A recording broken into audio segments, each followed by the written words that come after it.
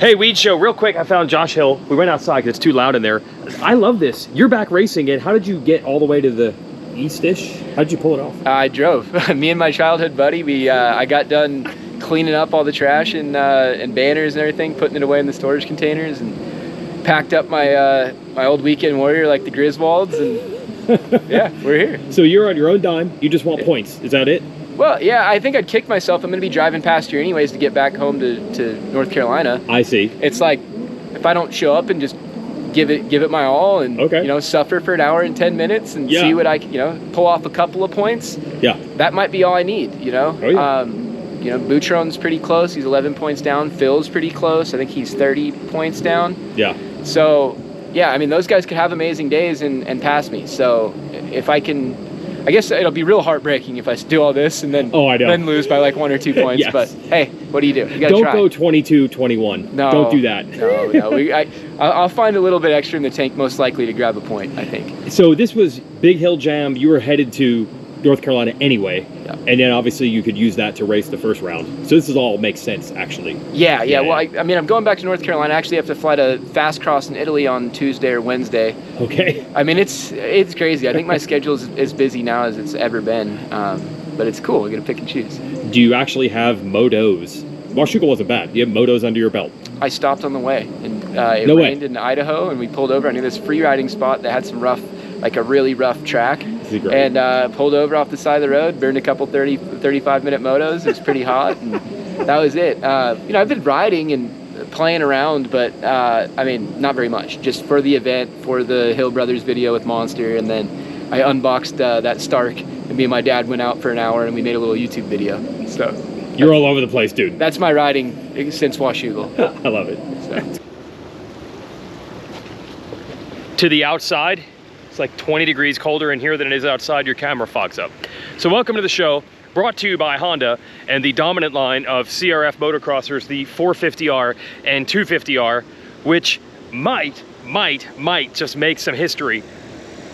I have had some historians point out that Yamaha swept all the available championships in 1978. That is true, they did. There was even a famous ad of Rick Burgett, Bob Hanna, and Brock Glover on YZ's. They swept 3 125, 250, and 500 national motocross titles. Hanna also won this 250 Supercross title, and I believe Hanna even won the Trans AMA championship that year. So that is true. A brand did sweep titles, but they were totally different titles than what we have now. 125, or what's now 250 Supercross, began in 1985. And since that has been available, no one manufacturer has won all the titles in 1 year. And that's what Honda is trying to do now. The tagline makes winning look easy. That's kind of what Honda has done this year. And then to think that not only is it Chase Sexton winning the Monster Energy Supercross title, Hunter and Jett trying to win these 450 and 250 titles, but also Sexton is Jett's greatest challenger coming into the finale. It's pretty wild, and that's what I like. This is not a putt. This is not a gimme. It's hard to believe that a rider could be 20-0, but you could still reasonably think there's a threat. But Sexton's been close the last couple of weeks. Now, we had Dylan Ferrandis in the press conference, and he said that he still feels a little bit sick. He hopes that if he can get starts and with the right mentality, he could still go out and challenge Jett. That is his goal for the weekend. But I think most people are looking at it as, especially since this is a bit of a home race, for Sexton, as I try to casually jam my free lunch and my backpack into the car, it's a home race for Sexton. I think that's the tilt that everyone's looking for. Sexton versus Jett, with the potential of a perfect season on the line. All right, let's head to the racetrack and learn more. I know it's a toasty one out there. All right, we're back. Welcome back to Ironman Raceway. They've changed this section of the track a little bit. This is the far section before the finish.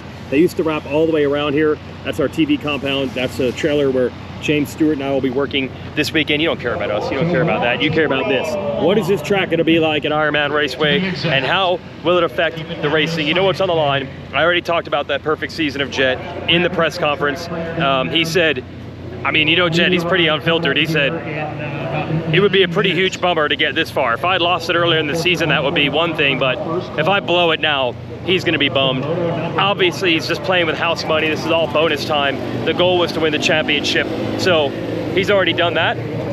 He did say that, he's asked many times this year, what were the goals or the expectations as a rookie? And he did feel, he didn't tell people going into the season, but he did feel he could contend for this title. And I don't think that's a unrealistic expectation. I mean, Ferrandis just did that 2 years ago in this class. Ken Roxon did it, Dunge did it, RC did it. It's been done before. At least expecting to be in the hunt is not out of the question. And remember, Jett Lawrence has never really been a mega crasher guy. Oh, that's a good one. Have a good weekend, Jason. Thank you. He's never been a huge crasher guy, and that's always the problem for rookies, right? It's the crashing, not the lack of speed or anything like that. So for expecting him to smooth out the rough edges that rookies always have, I don't think that was out of the question for him to do it. Now, contending for the title and actually winning it is another thing. And then to actually sweep the season, yeah, even he did not have that level of expectation, but that's where we are. And I think it's going to be really interesting. I don't think in the previous perfect seasons it was quite this close. No disrespect to Tim Ferry, who unfortunately ended up being like the #2 guy in a lot of those seasons. 02, really in 2008 especially. Wyndham was also there in Carmichael's 04 season, but I feel like this is the closest someone has been to dethroning someone in a perfect season where Sexton is right now. What's up? Where are you pitching? What's up? Are we live on the show? We will be once we publish. All right. What are we doing? You're A-Rod? Yeah. Anthony Rodriguez is racing why? Just because. Why not? Just to do it. Yeah. You had to bring a bike from Cali or what? Yeah. Max Miller's mechanic drove out here, so he just threw his bike in the van and he's racing. And where are you like pitted out of then? Right by the Rocky Mountain KTM team. Really? Okay. Is that what I see? A 493 KTM tent. No. Oh no, because Miller's the Rocky Mountain. Yeah. Oh, that's Pettis. Yeah. Because Miller's on Rocky Mountain, so you're staying local to that. Yeah, we parked our Sprinter there, got an easy up. We're good to go. Anthony Rodriguez in the hunt. Bearded Ben. Right, remember him from such stories as Joe Gibbs Racing with Marcia, and then Millsaps, and then Chad Reed's wrench for a long time. Anyway, enough talking from me. Let's go down to the starting line area where Ryder's about to rip on press day and find out what else is going on here at Ironman. Yeah, man. Good race. Oh, we got some fans here. You went in on this? You went in on this? High five me. There we go. Woo! Some loyal fans. Yeah. Like it. All right. All right, one of the cool things last week, we had a lot of guys recently been jumping into the pro ranks. Bryce Shelley, so you got a couple under your belt now. Yeah. What's it been like so far? Good. I like the 450 class, and it's been a fun learning experience for sure. So. You ride a club? A lot, yeah. So has it been not as big a transition? Do you feel like you're a little more national ready? Yeah, especially riding with Phil and Garrett. And then Freddie, he jumps in every once in a while. Yes. So Phil is the guiding light. No, Phil. no, Garrett is. Okay, Garrett is. We will make sure. For the record, March Banks is who you're trying to learn from. Yes. Not Phil. No. Okay. I'm going to tell Phil you said that because I just want to hear his everything reaction. from Garrett besides his starts. Don't look at his true. starts. Phil's not bad on starts. Yeah, maybe watch him for that. Okay, there was 1 minute out of a 35-minute moto. It's Phil. All right, good luck. Mark Fineis, two of these now. What'd you get out of last week that you can be better this week? Suspension. For reals? Yeah. So it was gnarly last week? Yeah, suspension was way too soft. Right. And we got it dialed down, did some suspension testing. Got one day on the bike because my wrist was pretty beat up from buds. So we're feeling good now. So again, like Shelley, you ride a club, right? Yeah. So you would think you're somewhat replicating the conditions, but until you get out at buds, it wasn't the same? Well, the club tracks do get they get really rough. Yeah. And I thought it was just like how rough they were, because the bike was beating me up quite a bit, but I thought it was just either me but I didn't know it was the suspension. Oh, so even when you're riding a club, you had the same feeling. Yeah. You just didn't know the difference. Yeah. And now you know. And now we stiffened up my suspension a lot, and I went out and rode, and I'm like, wow. You wish you had done that like 2 months ago? So much easier to ride. Yes. Wish you had done that a while ago. Oh, yeah. All right, it'll be better this time. That's Mark Fineis and Bryce Shelley, some of our noobs out here. I want to talk to Colt Nichols here in a minute. but he's talking to Sexton. We'll get there. I'm a nice guy. I don't interrupt the convos. Hey, Harry. Now I'm hearing playoffs. You're thinking playoffs? Why not? You might race SMX? Why not? Why not? I mean, I have the chance maybe to do the second, third round. There's double and triple points. Because you have a British championship for the first one? Yeah, but yeah, I have to do good here to get some more points, and I think few guys are injured, so they take more out of 30. I'm 36 now, so we'll see. Wow. Moto Combine underway this weekend. Here's Gavin Towers out front. Out front of Star Racing. Here's Christian Yannick.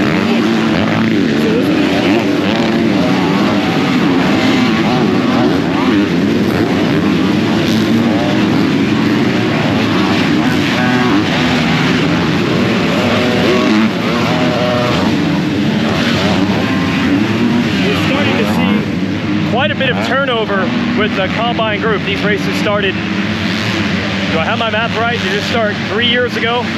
2021? I don't know. Maybe it started now. I don't know. Yeah, 21, 22, 23, I believe. So we've seen a lot of guys come through this system, and it's kind of interesting because everybody has this different timing of when they turn pro, that often you get, I feel, two different style of combines in a year. The same guys that often race the combine at Redbud have already graduated to pro and are not racing the combine by the time we get to Ironman. So today it's probably Gavin Towers' day to shine. He's out front early. That's going to be an interesting one. Here's my spot. Save some for the rest of us, Lars. Honda winning everything right now. Just not the combine, that's it. So now it's Towers' time to shine. Now Towers was a pro sport rider at Loretta's. He did not turn pro like, say, Dax Benick did. He's going to be a next year guy, I would assume. I don't know if it'll be Supercross or if it'll be first round of outdoors, maybe one more run at Loretta's. But they're planting seeds over there at Star Racing right now. One other piece of news I think that everyone wanted to see today was Team USA, but that didn't happen. What's up, Freddie? I never see Freddie without a hat. It's a weird look. Hey, one other piece of news everybody wanted, I think, this weekend was Team USA. They were originally going to announce that as part of the press conference that we hosted this morning, but they don't have a team figured out. They don't have a team figured out. I've heard so many rumors, maybe Cooper Webb on a Yamaha. You may or may not soon see Cooper Webb racing, maybe the next race we have this year. You know, this isn't the end of this season. We have playoffs now. You might see Cooper Webb on a Yamaha soon. I believe he's raising his hand. He would like to go. Will Hayden Deegan be on the team or not? I heard yes, I heard no, I heard yes, I heard no. We'll see. What do you do? Is Aaron Plessinger on the squad? That seems like a solid pick. But Justin Barsha last week really showed some improvement. And obviously Aaron Plessinger is practically the mascot for America, so he'd be a great choice as well. And then Chase Sexton would be a shoe-in, but he's switching teams. Could he adapt and adjust to a KTM quickly enough to be effective enough at the race? So there's a lot of things on the table, and they were not able to announce the team today, so nothing from Team USA yet. I believe you have until a month before the race to declare your team. So that would be, I think, September 8th-ish.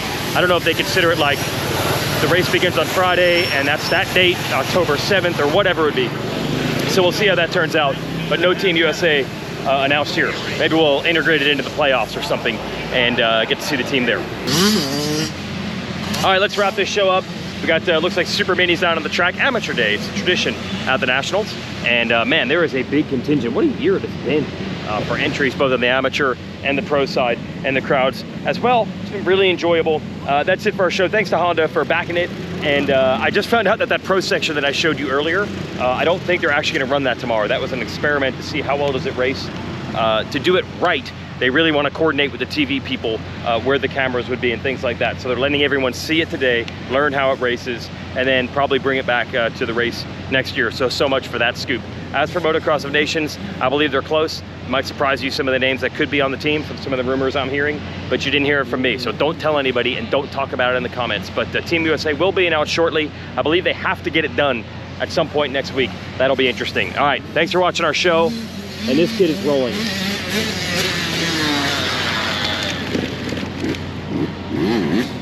Good stuff.